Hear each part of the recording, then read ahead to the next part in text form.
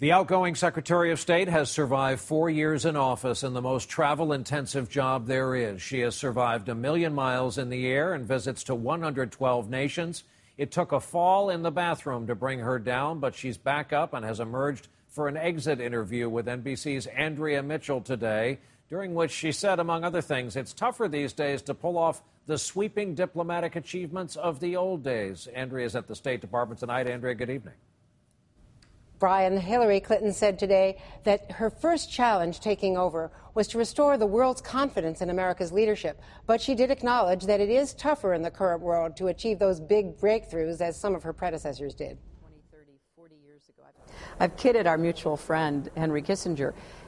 Think of how impossible it would have been for him to sneak off to China in an age of cell phones, Twitter, Facebook, everything else. What do you think didn't go well? What went wrong? Well, Benghazi went wrong. That was a terrible example of trying to get the right balance between being in a threatening place or not being there. But in retrospect, shouldn't a cable warning of a security threat from an ambassador in a conflict zone, shouldn't that get the highest possible attention immediately? Well, that's what we're hoping to make sure does happen in the future.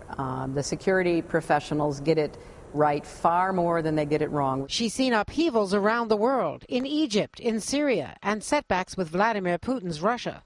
When she campaigned against Barack Obama, she said she was better prepared to handle world crises. But there's a phone in the White House, and it's ringing. When that phone call rings at 3 o'clock in the morning, who's best prepared to answer it in 2016? Well, that is to be decided by the American people. But one thing I've learned is that the phone rings day and night. But after a fall damaged her left eye, temporarily requiring glasses with a special prism, will health be a factor in deciding whether to run again? I'm healthy enough and my stamina is great enough, and I'll be fully recovered to do whatever I choose to do. But I don't have any decisions made. Are you convinced that the original fall that led to the concussion, are you convinced that that fall was caused by dehydration? Have your doctors ruled out any vascular event? Oh, yeah, it was virus. I had a vicious viral attack that, caused all of the unpleasant things that viruses can cause. And I've certainly gained a great deal of knowledge and sympathy for people who go through that, whether it's on the athletic field or the battlefield or in your bathroom, as it was for me. In 2012, in December, you told my friend Barbara Walters that you had no intention of running for president. Right.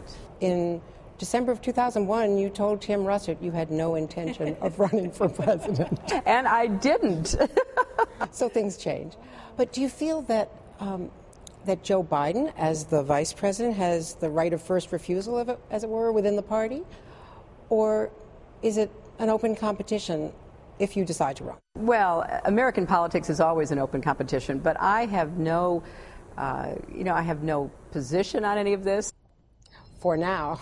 Clinton said she can't imagine waking up next week and having nowhere to go. She said, maybe I'll go back to sleep for a change. Brian? Andrea Mitchell at the State Department for us tonight. Andrea, thanks.